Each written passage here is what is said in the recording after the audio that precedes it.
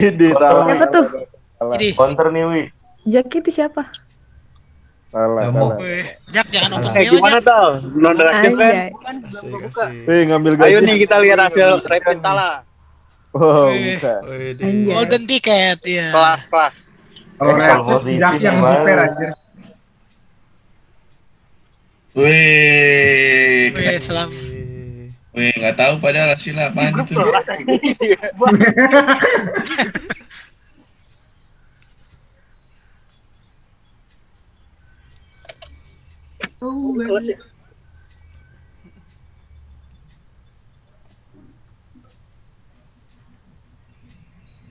Kok nggak pasang muka semua sih? Pasang Pasang dong. dong. Nih ketua Tahu HTW nih. nih. Mana emang beneran ada HTW? Wih, duit baru. Anjay Dwi. Wih, kata Iya. baru. Keren Gue bapaknya banget. anjir, kakak Parah. Dwi. Gamers. Keren Pakai Skill duit series apa ya. ya, Bek ya? Kayak duit Wakil apa? Skill ketua series tahu ya? HTW dong. Wih, Wakil skill ketua series bukan. HTW 2019 tapi. Hah? Nanti ya. Series bukan. Iya, Steel Series. Artik berapa? Makan dulu. Tiga. Di mana? Naik dia. Ayo. McD mu Ya, yuk. Wi, cuma belum ada duitnya, Wi. Oh iya Ayo anjir. McD. Ayo McD. Gajian. Anjay. McD tempat ngedate aku sama Jaki Rido. Jadi sekarang lo sama Jaki Rido. Iya, udah lama Neta baru tahu ya. Maksudnya ngedate-nya aja. Amin, amin, amin. Amin ya Allah. Amin, amin.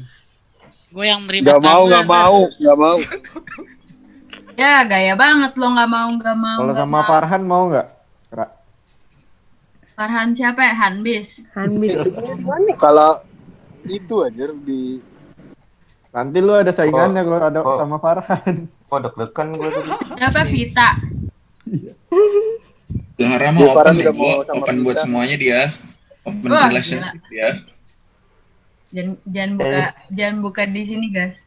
FWB-nya aja banyak Zahara. Anjay. Astagfirullahaladzim. Mana nih Jaki Baharudin, Fadil Azarisman. Rom, jangan bertapa mulu, Rom.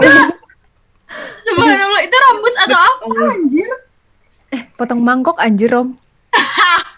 Pakai baskom. 9 2020. Oh, Rom. Kang Pidi. Rambut lu ini, Rom. Ada ding nih, ada ding. Rom. Ada ding Romo. Rambut lu cat warna pink, Rom. Itu kenapa Jaki sama Tala kok mukanya Jaki aja gitu. Rambut lo bukannya putihan sekarang? Kayak Killer Bee. Jadi salah nggak jelas banget tadi. Rom, lu mau masuk BTS atau gimana sih, Rom? Asik. Anjay. Ketua HTW. BTS anjir. Kor tunjukin keputihan lu sekarang, Kor. Kor cepetan. Kor muka. Ih, keputihan. Kor muka. Buruan. Keputihan. Januri mana? Januri ini udah kawin deh, Januri. Diam-diam aja lu, Jan. Kawin mah udah lama nih. Oh iya, nikah. Sama siapa namanya ceweknya? Alia, siapa? Yuyun. Apaan? Lilia. Pasang muka semua dong. Gigi Gua juga lagi- pasang muka nggak, Net? Kameranya rusak, gua. Gigi mah aman aja. Gigi aman aja. Tuh kan, Cornel. Gila. Nel, tulisan di belakang tuh tulisan apa, Nel? Lu lagi di SD mana, Nel? Paut anjir, Lu paut. masih mute, Nel. Iya. Halo. Kor, mana itu lu, Kor? Aduh, pingsan gue. Kura-kura lu. Buset. Ini dia tanya kue-kue gue. Bisa Mel gimana? Demi Kepala apa itu naga, kura-kura di kepala kamar? naga. Kepala naga.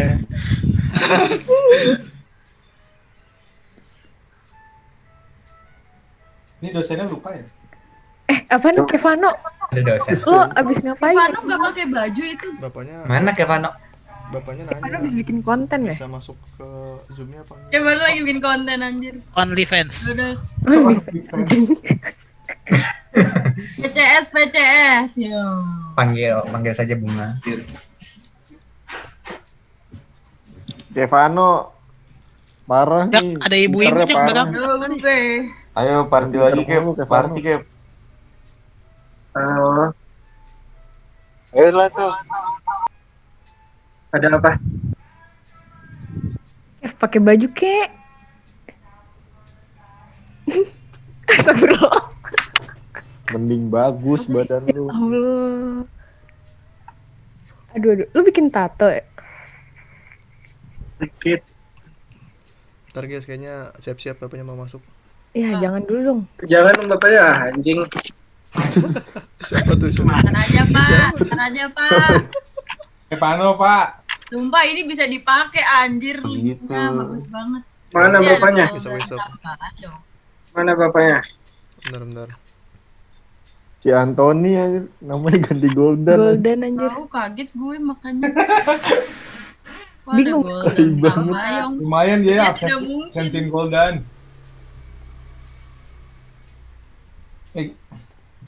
Golden dicariin Sandro anjir. Ngapain emang? Minar. Ditelepon gak diangkat nih. Artis udah jadi artis. Iyalah. Ya Iya. inilah udah lah. Udah lah. Telepon CP-nya jangan telepon Boleh, dia. Termo udah menyerah gua tuh, udah kelompok gua, Vita, Golden, Ilman, Wah, hard carry tuh. Matang. dua lagi Hard carry aja. 19, yang satu AFK juga asli dah. Import lah. Iya, siapa Wi? Siapa tuh? Oh, siapa tuh Wi tadi belakang lewat Wi? Nggak jelas anjir. Iya, Dwi. Enggak, serius awewe. Nggak jelas. Apri Ajo mana? Apri Ajo. Ya, Jakbar ngapain sih? Oh, jam 5.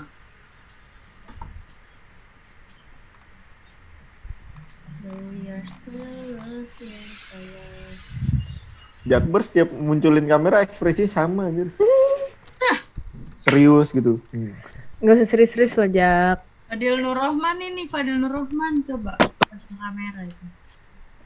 Iya muka doang itu, mukanya gitu doang dia ini. Iya Han, iya lu kan paling ganteng Han. Mantap. Iyalah. Mana, Han? Coba muka lu mana dong muka lu? Tunjukkan Nggak pesona lo. bisa. Mana? Kameraku. Gila. Wah, tunjukin Han pesonamu. Khusus buat Vita doang ya Cap, bapaknya mau mukanya masuk, ya. Cap. Sumpah lu. Iya. You're still looking for the secret. Waalaikumsalam. Mana nih? Udah ada. Belum. Bentar. Tadi dia bilang Shalom. Sore Pak. Ah, itu. Sore, Pak. Udah. Mas sore, Pak. Sore, Pak. Sore. Dengaran suaranya. Dengaran, Mas. Sekarang Beneran, Pak.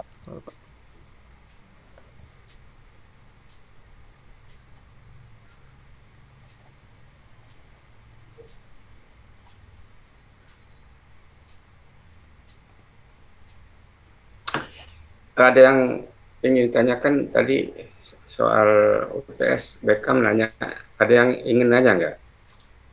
Jadi saya lagi siapkan itu untuk 4 kelompok yang sudah Beckham sampaikan ke saya. Dari masing-masing kelompok nanti punya tugas sendiri, soal sendiri gitu. Nah untuk tugas pertama ini bicaranya tentang perhitungan cooling load ya, cooling load. Saya sampaikan dulu soalnya satu bangunan yang 9 lantai tapi yang dihitung hanya 1 lantai saja, lantai 5. Nah, lantai 5 ini saya berikan denahnya sama seperti yang pernah contoh lah. Cuman ukurannya, lalu lokasinya, lalu bahan-bahan materialnya itu saya berikan juga.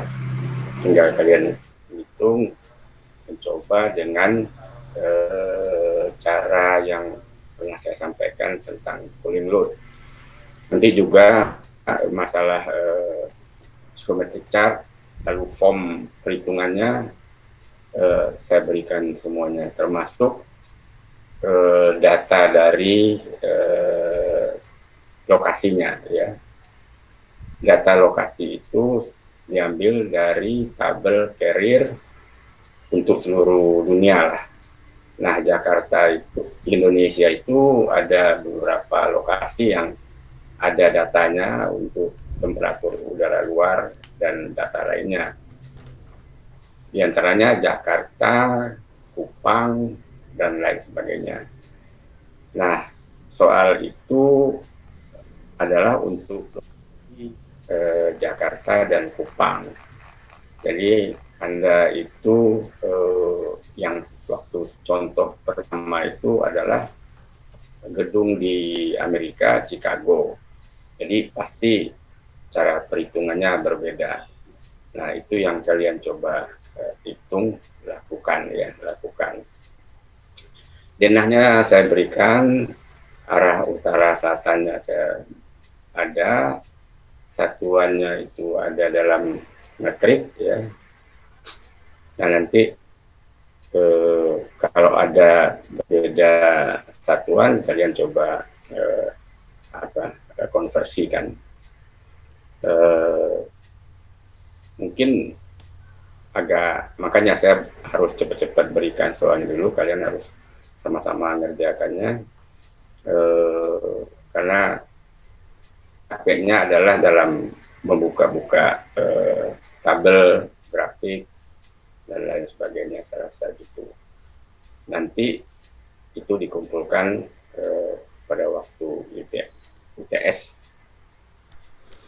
dalam bentuk soft copy setiap kelompok, ya. Di halaman depan itu nanti misalnya kelompok 1, anggotanya namanya siapa, lalu ada NPM-nya, lalu ada tanda tangannya di samping. Itu yang pertama. Yang kedua, nanti ada soal kedua juga, itu dalam perhitungan ducting, ya, ducting. Untuk yang pertama mungkin besok sudah bisa saya kirim ke BKAM yang akan distribusikan ke masing-masing kelompok. Lalu karena waktunya cukup lama kalian ngerjakan, dalam perjalanan pengerjaan kalau ada pertanyaan nanti dipersilahkan. Kalau kalian tidak ngerjakan mulai besok itu, saya khawatir tidak kelar dalam sehari lah, ya. Tidak kelar dalam sehari, karena agak ribet juga perhitungannya, terutama tadi saya sampaikan untuk membaca tabel, lalu mengisikan form-form dan lain sebagainya. Jadi hanya perhitungan untuk menghitung beban pendinginan atau refrigeration load untuk satu lantai saja, ya. Nah, di situ ada seperti miriplah gambar yang dulu dalam bahan yang saya sampaikan. Jadi ada istilah ruangan yang tidak ber-AC, berarti batas atau dindingnya antara yang ber-AC dengan tidak ber-AC disebut itu partisi, ya, partition. Jadi misalnya contohnya ruangan kerja, lalu di situ ada lift, ya. Lift itu tentu hanya lobbynya saja yang di AC, liftnya itu tidak di AC. Lalu juga misalnya karena 9 lantai itu ada tangga mungkin untuk tangga kebakaran, maka itu juga tidak di AC. Kalau mungkin di situ ada dapur, pasti ada WC, toilet untuk laki dan perempuan, itu pasti tidak di WC. Semuanya itu ada dalam area tidak ber-AC. Saya detailkan mana yang tangga, mana yang lift, mana yang toilet, hanya saya katakan non-AC. Nah, itu non AC itu artinya antara dinding antara pemisah antara AC dan non AC itu berpengaruh. Maka itu biasanya karena tidak AC, dinding ada perbedaan suhu ya antara yang di AC dengan yang tidak di AC. Itu perbedaannya biasanya diambil 5 derajat Fahrenheit ya. Nah, nanti dalam form perhitungan itu nanti ada yang istilahnya partisi. Jadi partisi itu maksudnya adalah yang demikian tadi. Ada pemisahan antara area yang ber-AC dan area yang tidak ber-AC. Saya rasa itu penjelasan awal dari soalnya. Nanti dalam perjalanannya itu kalau ada pertanyaan silahkan ya. Makanya saya harus cepat-cepat berikan soalnya karena sebentar lagi kalian juga akan ada UTS, nanti mungkin numpuk tugas-tugas ya, maka kalau bisa cepat segera diselesaikan bersama-sama. Bahan yang saya berikan cukuplah, tidak perlu tambah lagi dengan material lain. Nah, itu ada pertanyaan sebelum kita masuk ke coil pendingin atau cooling coil. Kalau nggak ada, saya lanjut ini. Nggak ada pertanyaan ya. Oke, mengenai coil pendingin ini, itu biasanya posisinya itu kan kita mengetahui kemarin ada tipe pendingin itu yang split, ada yang package dan ada yang sentral. Nah, untuk yang di package itu bukan, kita bicara sentral dulu. Untuk yang di sentral itu coil pendinginnya itu adalah refrigeran ya, yang ada di evaporator ya, evaporator. Nah, isinya itu adalah dia semacam heat exchanger, isinya refrigeran dengan air. Modelnya itu bisa saja dia dengan perpindahan panasnya itu berdasarkan parallel flow, nanti kita bicara counter flow, dan bisa juga lainnya.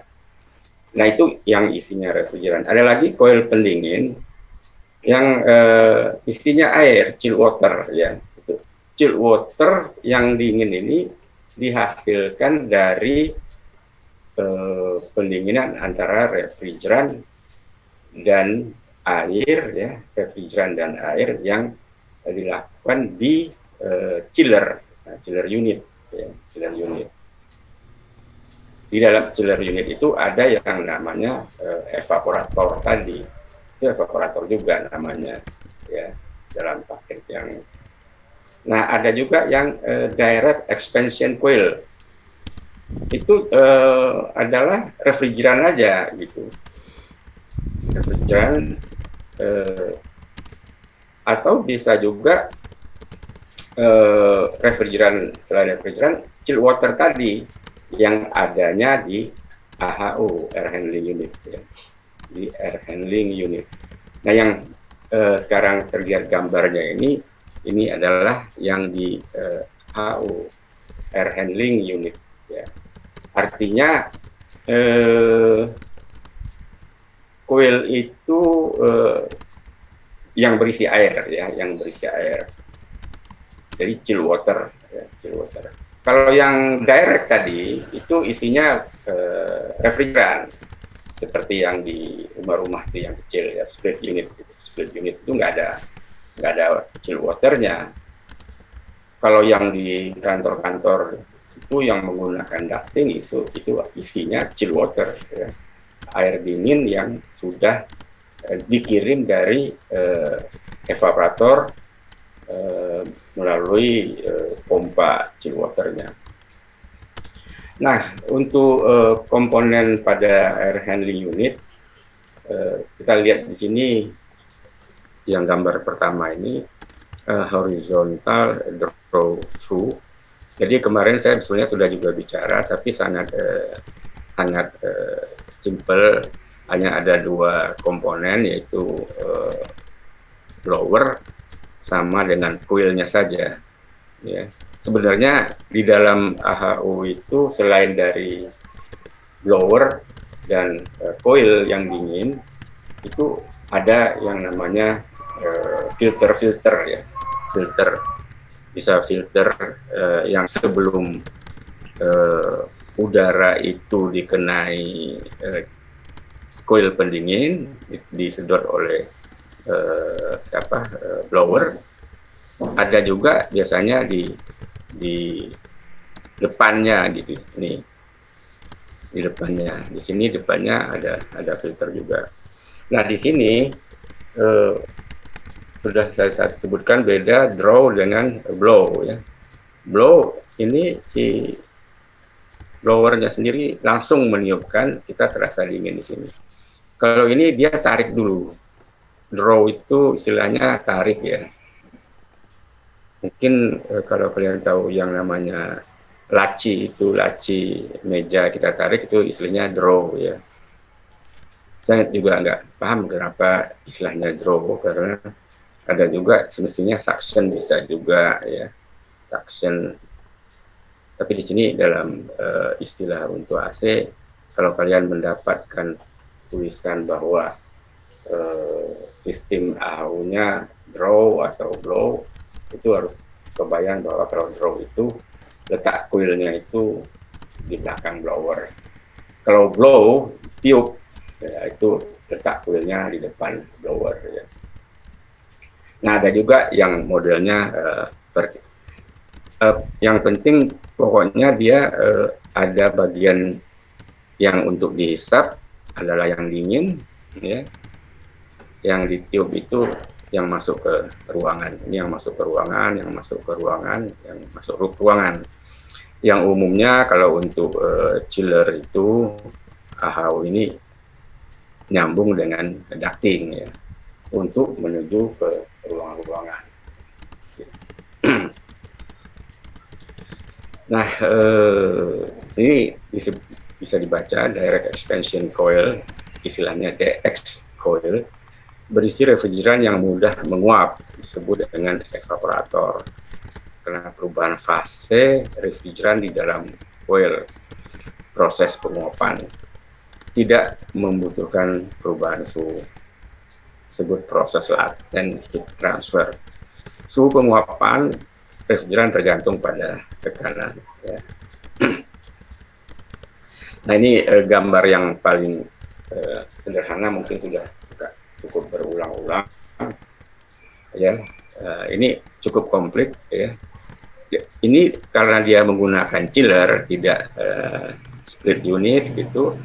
Nah ini disinilah di evaporator sini terjadinya pendinginan air itu, di mana evaporator ini sebenarnya adalah heat exchanger ya, heat exchanger antara refrigeran yang sudah didinginkan, sudah karena ditekan dengan kompresor dingin, lalu dinginnya itu diambil oleh air di sini, diambil dikirim ke cooling coil itu yang tadi kita bicarakan, dan dia setelah cukup hangat dikembalikan lagi, didinginkan. Nah di sini terjadi ada dua komponen, udara dan air ya.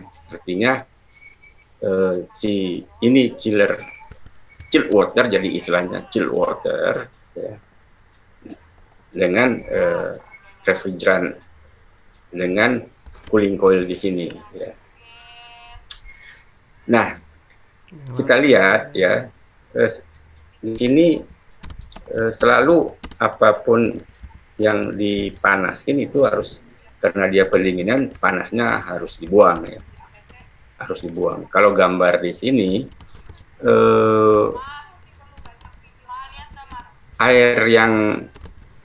air yang panas ini didinginkan lagi oleh si cooling tower.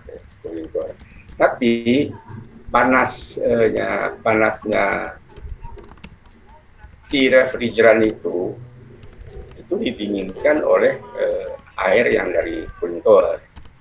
Nah, itu adanya di kondenser, ya, maka di sini ada kondenser. Jadi di chiller ini di situ ada kompresor, ada kondenser, ada evaporator, dan ada expansion valve, ya. Dan di mana kondenser ini berfungsi membuang panas yang dari refrigeran, ya. Sedang evaporator tadi dikatakan buat penguapan, buat pendinginan si chill water tadi. Jadi refrigeran ini dibandingkan dengan air, ini sebetulnya air biasa saja ya, tapi air itulah yang didinginkan oleh refrigeran. Artinya refrigeran ini mengambil panas dari air, dingin, dikirimkan ke cooling coil. Nah, kita ya di sini justru di sini yang ditiupkan malah udara dingin jadinya gitu, ya, karena udara yang keluar yang dimasukkan ke dalam si AHU ini. Di sini sebetulnya AHU ini berupa kotak saja, lalu ada namanya plenum box, ya, plenum box masuknya antara udara luar dengan udara balik ke dalam kembali AHU ini, ya. Jadi yang campuran di sini kemarin mungkin ada soal yaitu temperatur mix itu adanya di sini, lalu dengan mengenai kuil ini dia jadi dingin, ya. Itulah yang ditiupkan ke dalam ruangan sesuai dengan buat, ya. Nah, kalau dilihat dari psikometrik chart, di sini yang kita inginkan katakanlah settingnya 25 derajat Celcius, ya. Itu adalah temperatur kenyamanan. Tapi karena di sini ada perjalanan si udara dingin itu sendiri, itu nggak mungkin keluarnya 25 sampai di sini 25 juga. Pasti ada kerugian di dalam perjalanan udara dingin itu. Nah, di sini maka keluarnya di sini tidak 25, bisa 17, ya, bisa 18, tergantung setting. Jadi ada kerugian, ya. Maka kalau dilihat psikometrik chart yang siklus pendinginan itu ada pada temperatur yang dingin, lebih kecil dari 25 ini, ya. Jadi jangan dikira untuk dapat 25 ini harus keluar dari coil ini 25, itu lebih kecil, ya. Nah, di bagian sini disampaikan bahwa ini adalah tipe yang water cool. Mungkin masih ingat, chiller itu bedanya hanya dilihat dari pendinginan kondensernya pakai apa. Pakai udara disebut dengan air cool. Air cool. Kalau dipakai air, maksudnya water, ya, disebut dengan water cool. Maka tulisannya itu pasif, ya. Coolnya itu pakai ED belakangnya, didinginkan oleh udara atau didinginkan oleh air. Nah, ini ada dua jenis chiller pada umumnya, atau dua jenis mesin pendingin pada umumnya, di mana bagian kondensernya didinginkan oleh air atau didinginkan oleh udara, ya. Air, maksudnya air bahasa Indonesia, ya. Air itu maksudnya water, didinginkan oleh water dan didinginkan oleh udara, katakanlah demikian. Nah, biasanya kalau ujian tertulis ya, saya akan tanya keuntungan dan kerugian ya dengan sistem ini ya. Satu dengan air cool atau satu dengan water cool. Karena dua-duanya terus terang aja dipasarkan, dijual, dan dua-duanya itu cukup bagus, memang bagus, tapi sangat tergantung kepada penilaian bermacam faktor lah. Misalnya begini, kalau lokasi itu memang airnya cukup banyak ya, cukup banyak dan gampang didapat, nah lebih efektif menggunakan cooling tower atau water cool. Tapi kalau airnya itu susah dan airnya juga tidak bagus gitu ya, nah itu orang cenderung pakai air cool ya. Bedanya apa? Cooling sekarang mungkin dari pelajaran waktu di SMU ya atau SMA dulu itu ada beberapa cara mendinginkan air panas misalnya ya. Pertama, ininya kita lebarin wadahnya, nanti pendinginannya lebih cepat. Bisa juga dengan kita tiup ya, kita kipas ya, atau bisa juga dengan cara misalnya kita campurkan dengan yang lebih dingin, masukkan es misalnya. Itu berlaku juga dalam hal ini ya. Mana yang lebih efektif, pendinginan oleh air atau dengan udara ya? Ya udah pastilah air itu lebih bagus dalam menyerap panasnya si yang panas dibandingkan udara.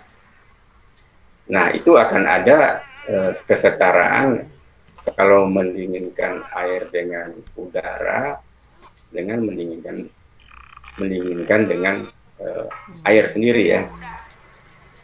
Ada jumlah airnya berapa, jumlah udaranya seberapa untuk menurunkan temperatur 1 derajat Celcius. Nah, ini perlu juga diingat.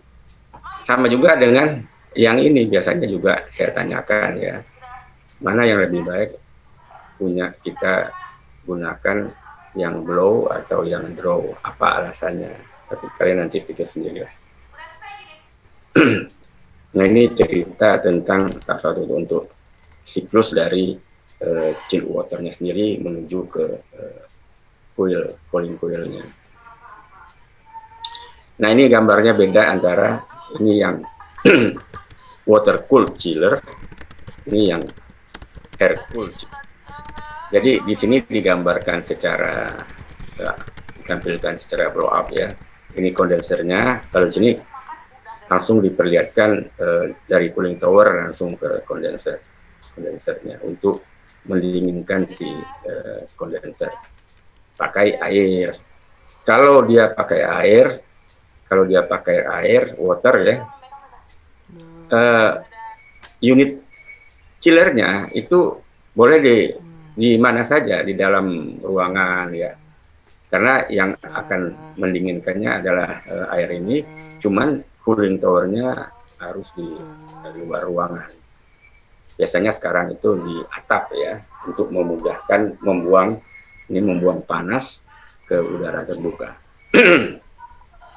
Nah, kalau dia air cool, karena dia didinginkan dengan udara luar biasanya, itu nggak mungkin unit ini ditaruhkan di dalam ruangan, misalnya di basement ya, tertutup, karena kita memerlukan udara sirkulasi untuk mengambil panas yang ada di kondenser ini.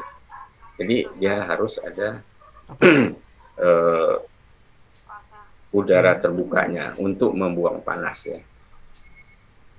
Nah, mungkin contoh yang kecil itu unit yang di split unit yang di kelas kita, di ruang kita, kalau kita berdiri di depan sini itu akan terasa udaranya hangat ya, akibat tiupan dari pembuangan udara panas dari si kondenser itu. Nah, ini bedanya.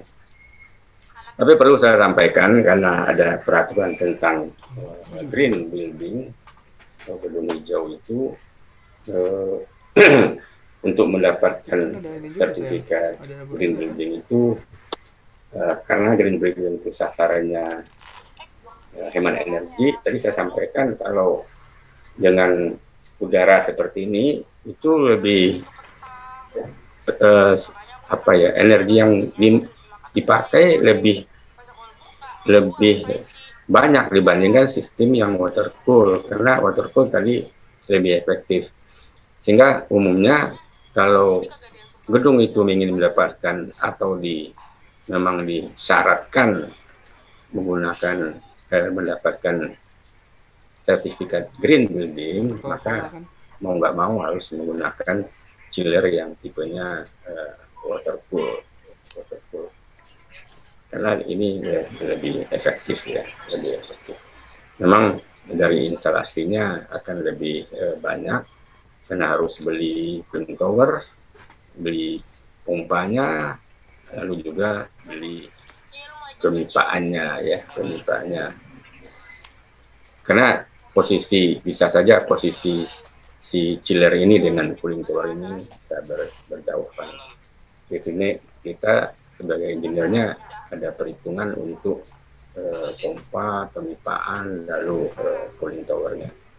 Nah ini dilambangkan ke atas itu memang buang panasnya ke udara terbuka gitu, udara terbuka. Ini juga udara terbuka, tapi udara sekitarnya yang biasa ya, yang biasa lah, itu akan melalui di sini ada fan yang menarik, jadi udara biasa itu melalui si kondenser dibuang. Jadi kalian bisa bayangkan outdoor unit yang suka ada di kelas itu hanya udara sekitar saja yang mendinginkan si kondensernya. Sehingga peletakan sebetulnya sangat pengaruh ya. Peletakan si outdoor unitnya itu sangat pengaruh karena dia memerlukan udara bebas untuk pendinginan. Nah, sering kejadian itu kesalahan peletakan. Kenapa ternyata sistem AC-nya itu tidak tercapai melulu pendinginannya ya. Bisa saja outdoor unitnya ini posisinya tidak bebas di udara terbuka, dan kalaupun dia bebas dia suka terhalang untuk lakukan sirkulasi pendinginannya. Misalnya gini, diletakkan di basement di ruang parkir, Nah, kita tahu parkir itu sendiri mobilnya mengeluarkan panas dan udara dari knalpot itu, sehingga udara itu sendiri udah panas, bagaimana buat mendinginkan si kondenser. Atau ada yang mungkin kalian pernah lihat juga, meletakkan si kondenser unit ini atau outdoor unit ini saling menumpuk gitu, bertingkat. Ini satu di atas lagi karena ruang nggak ada, di atas lagi.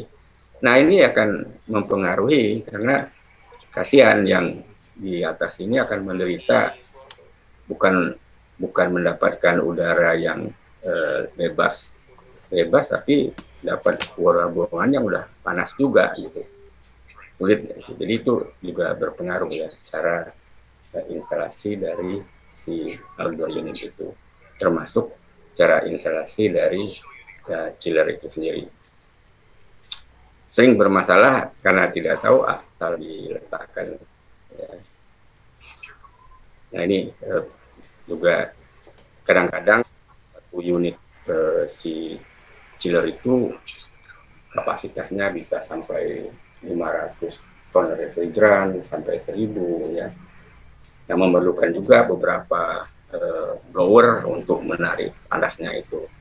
Dan bisa saja dalam satu chiller itu tidak satu kompresor, bisa yang sampai 6 kompresor, 8 kompresor, 4 kompresor, tergantung kapasitas tadi. Misalkan kapasitas pendinginannya 500 ton refrigeran, Di situ ada 4 kompresor, berarti satu kompresor itu kapasitasnya 125. Kalau bekerja 4, 500. Jadi kalau beban terjadi 500, maka semua kompresor itu hidup semuanya. Tapi kalau misalnya 50% beban, bisa saja yang hidup hanya 2 ya. Itu bicara kontrol untuk beban ya. Istilahnya part load ya, beban part sebagian. Nah, terjadinya perpindahan panas ya di kondenser itu, ya boleh katakan juga di evaporator juga sebetulnya sama, heat exchanger. Ada pemipaan untuk terjadinya perpindahan panas itu, exchange dari pendinginan tersebut. Nah itu kalau umum bisa ngelihat lah seperti radiator, ada coil, ada fin, ya, ada radiator yang tebal segala macam, itu sangat tergantung ya konstruksi dari coil dan finnya, dan itu sangat pengaruh terhadap hasil dari pendinginannya ya. Di sini diberikan beberapa gambar nanti tentang susunan coil untuk di pendinginan itu, baik itu mungkin di kondenser ya, ada yang istilahnya row ataupun ada istilah basisnya gitu. Nah ini tadi air handling unit yang sudah cukup komplit ya, sudah komplit isinya. Kalau kalian buka itu si air handling unit, nah ini sudah cukup komplit. Kita lihat di sini, ini blowernya, ini cooling coilnya, ini berarti ini tadi draw through, ini yang keluarnya supply airnya yang dingin. Nah di sini akan ada filter ya, supaya udara yang masuk ke ruangan itu memang bersih. Karena syarat kenyamanan itu selain dingin, juga kelembapannya tercapai, ya harus bersih lah, clean. Jangan bagus tapi orang di dalam sakit semua gitu. Karena ini yang dari return air tadi yang dibalikkan, ini tambahan udara luar, tambahan oksigen untuk penghuninya, ada di mixing box namanya. Jadi kita lihat di sini, ini biasa yang umum dipakai untuk AHU ruangan biasa ya. Sangat beda untuk ruangan-ruangan operasional seperti di rumah sakit untuk ruangan operasi, atau di ruangan-ruangan untuk pembuatan makanan atau obat-obatan. Itu ini lebih komplit lagi, terutama dari segi filter-filter yang digunakan untuk mendapatkan udara dingin yang dikategorikan dengan clean room ya. Clean room itu ada kelas-kelasnya ya, ada kelas-kelasnya. Misalnya untuk pembuatan makanan kelasnya berapa, untuk ruang operasi kelasnya berapa, untuk yang lain untuk pembuatan obat itu juga sangat berbeda-beda. Bukan saja unit AHU-nya berbeda, juga bisa saja layout dari ruangan itu ataupun bentuk-bentuk dari di dalam ruangan itu juga bisa berbeda-beda. Jadi ada persyaratan khusus sendiri. Kita tidak bicara ke sana. Oke, ini kita terusin. Nah, ini bisa kalian bayangkanlah semacam adanya radiator di mobil. Ada coil-coil, sebetulnya pipa-pipa kecil, cup namanya, pipa cup kecil. Lalu ada pipa yang besarnya yang namanya header. Itu semuanya sudah dikonsentrasi, dan juga sudah ada perhitungan termodinamiknya ya, termodinamiknya. Karena ada istilah nilai perpindahan panasnya yang paling bagus itu bagaimana kalau susunan dari tubingnya itu sendiri. Ini mungkin bisa dilihat lebih terbuka ya. Ini untuk water cooling coil water ya. Ini untuk direct expansion. Nah ini contoh daripada susunan dari coil-coil itu sendiri ya. Dan ini memang sudah dilakukan proses-proses perhitungan perpindahan panasnya ya. Mungkin kalian pernah tahu istilah aliran terjadinya perpindahan panas dari suatu pemipaan misalnya, itu ada yang namanya alirannya yang sejak sambil melakukan flow. Nah itu dinding-dinding pipanya itu yang satu berisi air, satu refrigeran, satu aliran, itu akan terjadi dia saling mengirimkan dan menerima panas ya. Bisa saja dia counter flow ya, counter flow bisa saja. Mungkin ada contoh-contoh selain paralel dan counter tadi ya. Nah ini evaporator ya, evaporator ini lebih cenderung kepada untuk mendapatkan chill water yang dingin ya. Jadi isinya air, nah, antara air dengan refrigeran. Nah di sini memerlukan juga satu istilahnya TXV ya. Kalau kalian baca TXV dalam itu artinya thermostatic expansion valve. Jadi sifat refrigeran itu makin ditekan setelah tadinya kalau ditekan dia panas, tapi makin ditekan dalam satu pressure tertentu tergantung refrigerannya, dia malah jadi dingin gitu. Jadi itulah kenapa refrigeran itu digunakan untuk media pendingin, karena sifatnya yang unik. Biasanya satu benda kalau makin ditekan makin panas. Gue juga belum dia makan tapi ini malah dia makin dingin. Nah itu kenapa zat ini yang sangat diandalkan untuk mendapatkan dingin yang sangat ekstrim ya.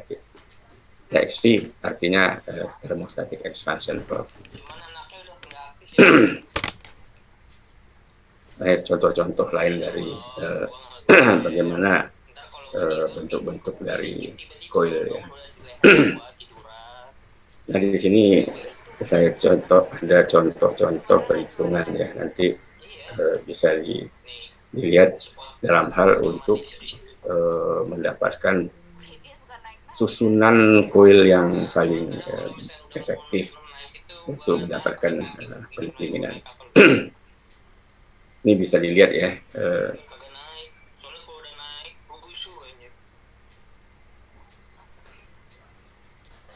Di sini artinya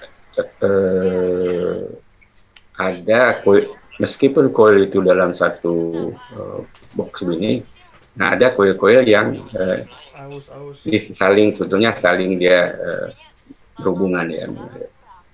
Itu nanti lebih jelas sekali dalam pelajaran heat exchanger yang mungkin nggak tahu kalian itu sudah pernah dapat atau belum. Tapi untuk mendalaminya itu adalah di heat exchanger, akan lebih luas tentang perhitungan jumlah coil maupun susunan coilnya di pelajaran heat exchanger.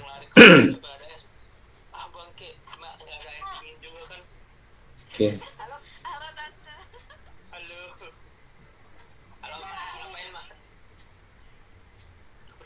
Di sini ada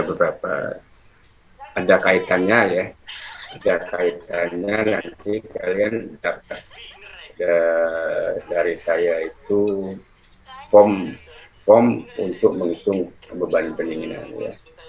Nah di situ akan ada kolom-kolom perhitungan untuk heat transfernya ya. Meskipun rumus umumnya adalah Q ini sama dengan faktor perpindahan panas dikali luas penampang dikali delta T gitu. Itu beberapa untuk misalnya panas laten dan sensibel. Memang intinya itu adalah rumus demikian, tapi karena sifat-sifat dari laten dan sensibel itu berbeda, maka faktor-faktornya itu juga berbeda-beda. Ya. Nah, di sini diberikan rumus, tapi nanti di form istilahnya form E20 itu ya, form perhitungan itu akan kalian temukan nanti di sini ada penggunaan dari rumus ini. Maka hari ini saya perlu sampaikan tentang kenapa nilainya demikian.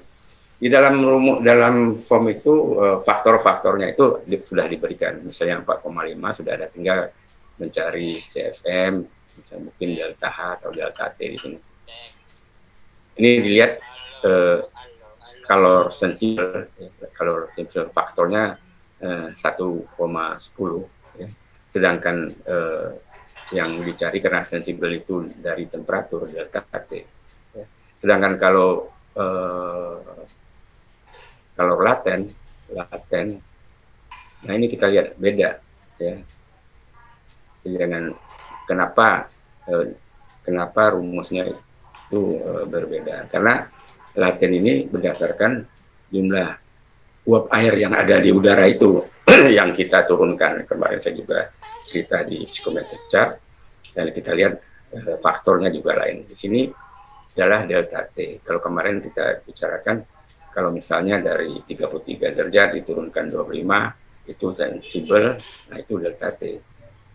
So, ini jumlah air yang terkandung itu berapa grain, itu akan berbeda juga di latennya ya.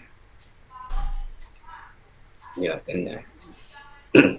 Ini grain ya, bukan gram. Oke. Tapi di form itu angka-angka ini sudah ada ya.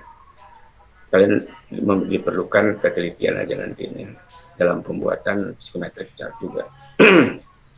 Ini ada contoh-contoh yang sederhana lah katakan, tapi cukup untuk jadi dasar.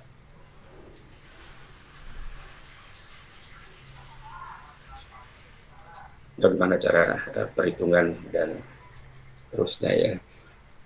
Kok hilang?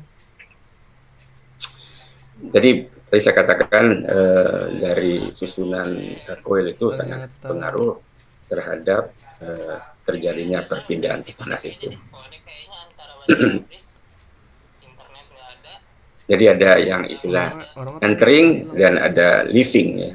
Leaving ya. Entering maksudnya entering temperatur enter dan temperatur keluar ya. Bisa jadi. Untuk air, nanti kalau untuk refrigeran dan lain sebagainya itu. Nah, dari tadi saya katakan bahwa ada perpindahan panas itu secara paralel, ada secara counter berlawanan arah. Sambil bergerak berlawanan arah itu terjadi pengambilan panas, terjadi pelepasan panas atau pengambilan panas. Yang dingin mengambil panas, yang panas melepaskan panas gitu. Nah, ada disilahkan log min temperature difference di dalam buku itu disingkat LMTD ya, LMTD delta LMTD ini dari pengaruh bagaimana bentuk terjadinya perpindahan panas tersebut. Ada perhitungan, ada rumusnya, tapi ini sudah sangat umum. Nanti bagi mereka yang mengambil termodinamik atau heat transfer, ini rasanya sudah paham. Dan memang dari ketiga sistem itu yang paling bagus adalah susunan dengan LMTD itu, log mean temperature difference. Oke.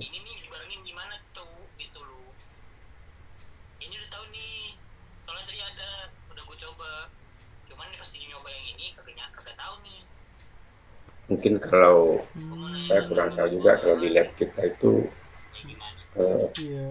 yang saya pernah lihat itu yang parallel flow dengan dipisah terus satu yang flow lain itu bisa ada ininya contohnya, tapi yang sistem apa istilahnya sini ya saya lupa juga, itu mesti kita lihat benar karena di situ ada sambungan-sambungan beberapa coil, terutama yang untuk menuju ke apa headernya, ini ada header ya buat penampung, misalnya depan dan belakang ya.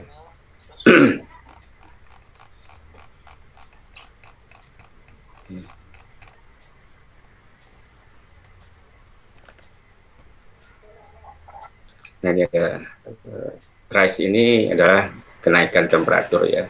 Ini jumlahnya galon per menit, mungkin istilahnya GPM galon.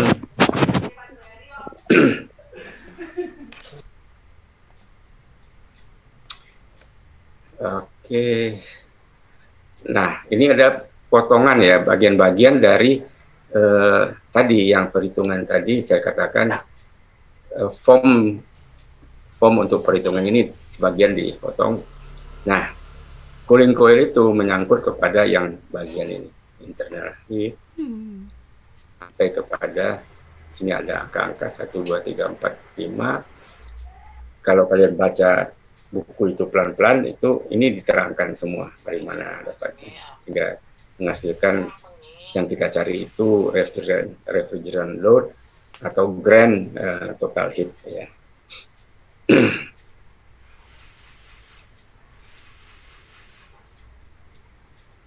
Nah, ada panas-panas yang terjadi di return ini jadi perhitungan juga, karena bisa saja kita di sini keluar dari diffuser itu mungkin 25 derajat ya. Tapi setelah dia ngambil panas dari badan orang, dari lampu-lampu, dari peralatan yang mengeluarkan panas, mungkin ada yang bawa dispenser atau pembuat kopi gitu. Nah, itu pasti hasilnya lebih tinggi dari 25. Oke, katakan. Nah, ini juga yang akan dimanfaatkan tadi kepada plenum box dari HU tadi, tapi tentunya nyampainya juga tidak sudah ada kerugian dalam perjalanan ini, karena return duct ini biasanya tidak diisolasi, dia akan dengan sendirinya akan mengalir ya, tertarik ke HU, karena di sini akan terjadi negative pressure, karena coilnya bekerja terus, akhirnya mau nggak mau dia tersedot ya. Untuk jarak yang tidak terlalu jauh, misalnya masih 20 meter, 30 meter, itu dia dengan sendirinya akan bisa mengalir. Tapi kalau sudah terlalu jauh, mungkin memerlukan juga kita istilahkan dengan return air fan atau booster fan untuk mempercepat aliran masuk ke dalam plenum box tadi ya. Nah, di sini kalian lihat ada damper ini sebetulnya untuk pengaturan berapa banyak sih yang diperlukan ya. Yang lainnya boleh dibuang saja ya. Karena dipakai lagi ini saat masih dingin sebetulnya dibandingkan dengan udara luar. Jadi kalau kita istilahnya all fresh air yang kita dinginkan, berarti energi yang digunakan lebih besar juga. Jadi dicampurlah panas yang di sini dengan panas luar. Biasanya nanti campuran ini berpengaruh kepada kerjanya si coil tadi. proses gelaran udara dari ruang menuju diameter HU. Nah, ini kembali karena memang kuncinya itu di psikometrik, ini digambarkan temperatur bagaimana menarikan satu persatu garis siklus dari pendinginan itu sendiri ya.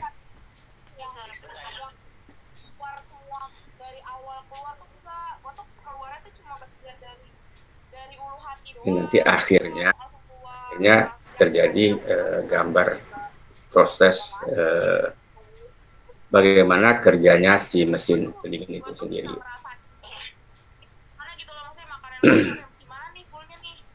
Kita lihat udah mulai digambarkan ke dalam schematic chart ya.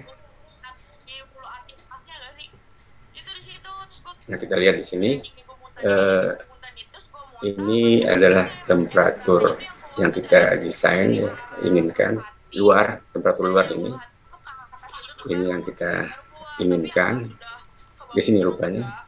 Nah, perjalanannya itu adalah bagaimana bisa tercapai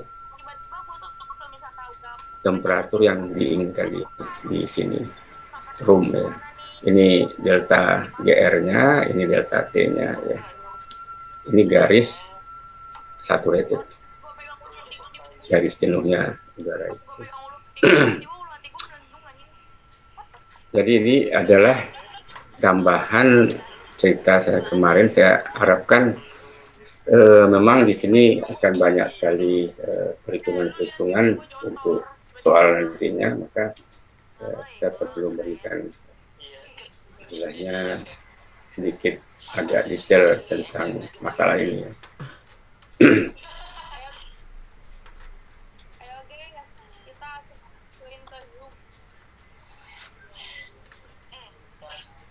BF ini singkatannya bypass factor ya.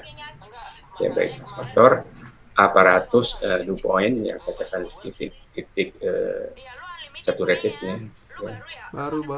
baru bikin dia coil CFM jumlah udara bypass factor. Nggak, emang kalau belum pernah buat emang gitu.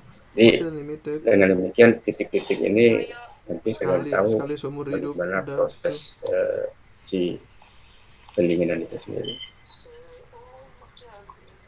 Kembali bagaimana memasukkannya faktor itu ya. Kalau misalnya besok itu saya berikan form ini ya, form ini komplit.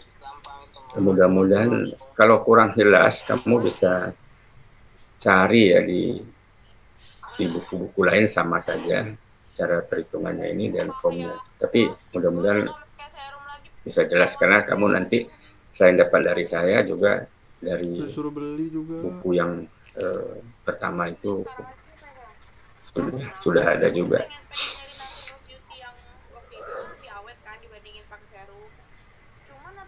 Ada pertanyaan ya? Ini ada istilah RSHF juga di form itu juga nanti ada. Room sensible heat factor ya. Room sensible heat factor itu faktor perbandingan antara sensible heat dengan room efektif sensible heat. Nanti di sini ada ya kolom-kolomnya. Ada misalnya efektif room total heat ya. Sedangkan room sensible heat sendiri juga ada. Nanti room latent juga ada, lalu ada room efektif, room latent heat juga ada. Jadi ini nanti tolong di pelajari lagi. Selamat sore Pak. Sebelumnya izin bertanya Pak. Ya. Perkenalkan saya Rudi Pak. Saya mau bertanya terkait yang nanti tugas Pak. Oke, silakan. Berarti kan tugas nanti itu kita tuh bakal menghitung pembebanan secara laten dan sensibelnya Pak. Iya. Ya.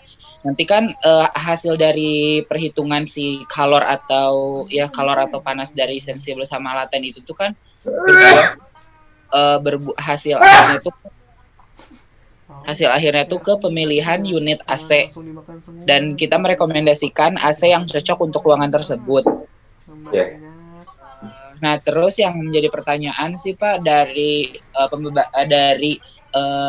beban pendingin yang emang udah kita dapat dari perhitungan si kalor laten sama kalor sensibelnya, itu tuh hasil akhir yang dibutuhkan pada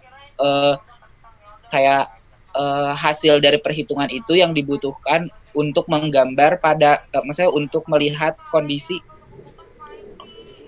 di grafik psikometriknya. Soalnya kan kata Bapak berarti nanti kita juga harus menggambar si grafik psikometrik chartnya gitu untuk si ruangan tersebut kan Pak? Iya, itu memang harus. Jadi yang dapat itu adalah katakanlah ini ya, total heat yang untuk ruangan itu ya. Iya Pak. Nah biasanya kalau sistemnya sentral, chillernya memang satu, tapi AHU-nya bisa setiap lantai untuk setiap ruangan itu. Jadi misalnya lantai 5, kita dapat hitungannya itu adalah beban si air handling unitnya itu. Misalnya 9 lantai ya, katakanlah dia tipikal aja, kita ambil gampang. Ternyata satu lantai itu 100 ton refrigeran. Berarti AHU yang untuk lantai ini adalah 100 refrigeran. Nah, kalau untuk karena tipikal, mungkin perhitungannya sama semua. Berarti kita total 900, itulah beban si chiller gitu. Itu bebannya chiller. Jadi tugas ini saya hanya berikan untuk satu lantai saja, ya, satu lantai saja. Berarti satu blok ruangan gitu ya Pak? Ya, satu lantai saja, blok ruangan. Kalau di contoh yang bahan yang lalu, itu ada 8 lantai, itu ada perkalian 8 nanti, coba kalian perhatikan. Apa maksudnya 8? Itu 8 lantai. Ada nanti, kok ada angka 8 kali sekian-sekian itu, karena dia 8 lantai, gitu. Jadi ini hanya satu saja, satu lantai aja. Kita mencari satu air handling unit.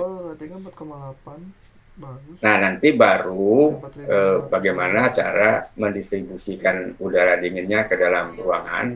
Itu ceritanya adalah perhitungan ducting. Itu nanti juga tugas kelompok yang kedua ya. Tugas kelompok yang kedua. Maka setelah dapat soal ini, saya akan langsung berikan juga nanti untuk perhitungan ducting. Tapi bisa saja itu gambar ductingnya saya buat dengan one line, tapi kalian akan menghitungkan dimensinya ya, berdasarkan bahan-bahan yang saya berikan itu. Dan kita tetapkan aja pengambilannya equal fraction. Ya, nanti itu bicara lain. Besok saya akan juga uraikan masalah soalnya itu ya. Tapi paginya soalnya saya sudah sampaikan ke BKM, ketua kelas saya sudah tulis nanti kelompok 1 ini soalnya, kelompok 2 ini soalnya, kelompok 3 ini soalnya, kelompok 4 soalnya. Saya serahkan ke BKM yang akan distribusikan ke masing-masing kelompok. Artinya karena udah dapat soal, ya itu tergantung ya kalian lah mau mengerjakan apa enggak.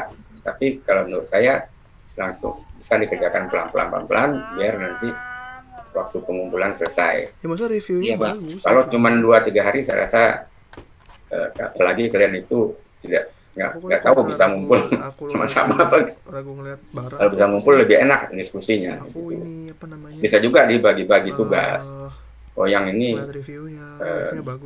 kalau cari latihannya, ini cari sensibelnya, ini cari outdoor kitnya dan lain sebagainya. Ya, semuanya pasti memegang tabel dan grafik lah. Dapat Oke, ada yang ditanyakan lagi? dapat voucher. Nanti bakalan diberikan Diskon. denah mengenai ruangannya Pak Kak, denah dan dimensi ruangannya gitu kan Pak? Suaranya putus-putus, coba ulang lagi. Suaranya putus. Nanti bakalan diberikan denah dan juga dimensi ruangannya kan Pak? Iya, iya, dimensi juga. Dimensi pasti. Jadi nanti itu juga ada form untuk menghitung luas dinding karena sangat tergantung perhitungan itu kan luasnya ya. Luas dinding utara, luas dinding selatan, luas dinding barat, luas Diskon dinding timur. 30.000, Bahannya apa itu dari tabel ya, tolong diperhatikan. Maka kayaknya pikir bisa selesai kalau tugas kelompok ya. Dan kelompoknya itu mau bekerja sama ya. Kalau sendirian bisa pusing juga. Sendirian kerja, tapi untuk semua kelompok itu saya rasa lebih baik kerja sama-sama. Saya juga nggak tahu kalian sama-sama apa enggak, tapi saya percaya bahwa kita itu sudah ya intinya sudah. Ini ada nih di Tokopedia 35.000 nih. Jangan makan tulang temen gitu. Yang kerja 1-2 orang, yang lainnya tinggal tanda tangan aja. Kata kamu 30.000 ke atas, ini kan 35.000. Nyangkut moral sih, tapi saya percaya kalau mahasiswa UI nggak begitu. Dan kalau begitu ya itu terserah moralnya. Takutnya nanti sampai kerja begitu juga. Oke. Rudi Saiful. Siapa lagi yang mau tanya? Stefanus mau ngomong? Bagas?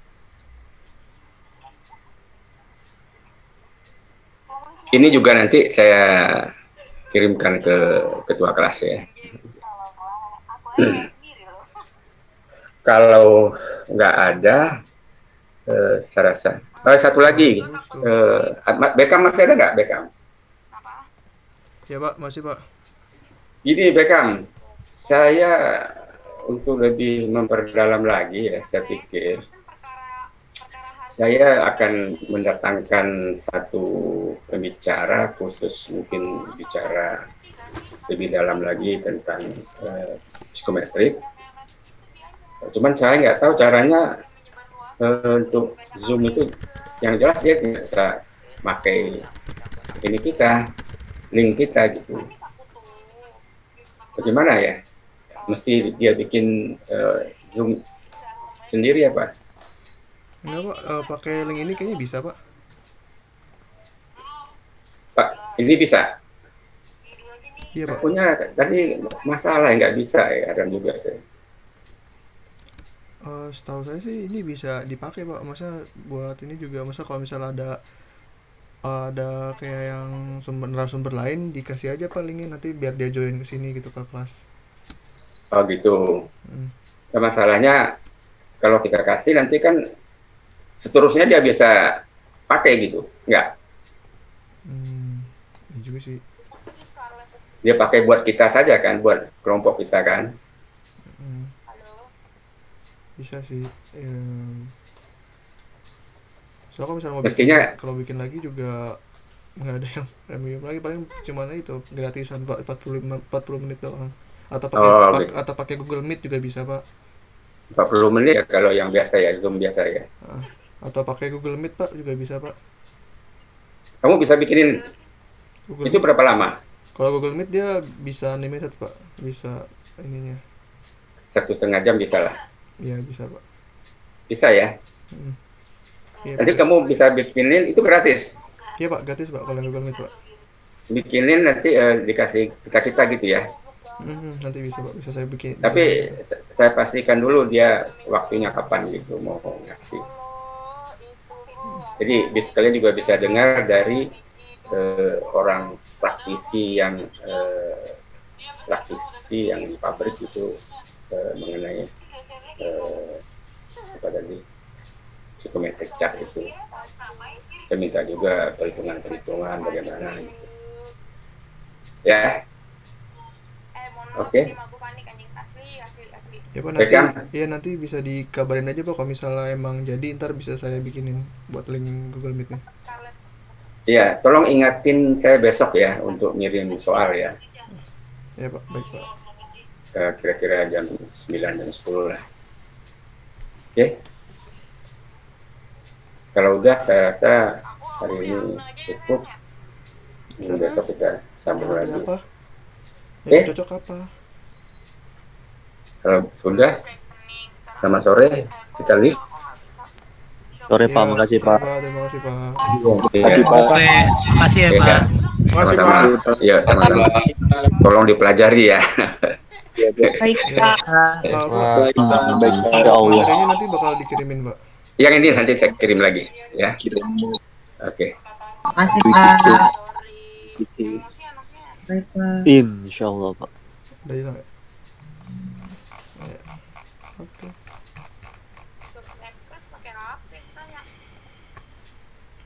Tiada kusangka dari detik ini.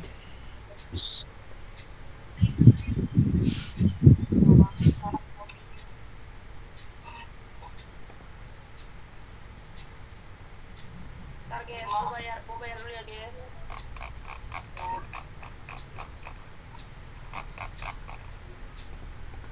Gue membutuhkan serum, kalau enggak muka gue hancur lagi.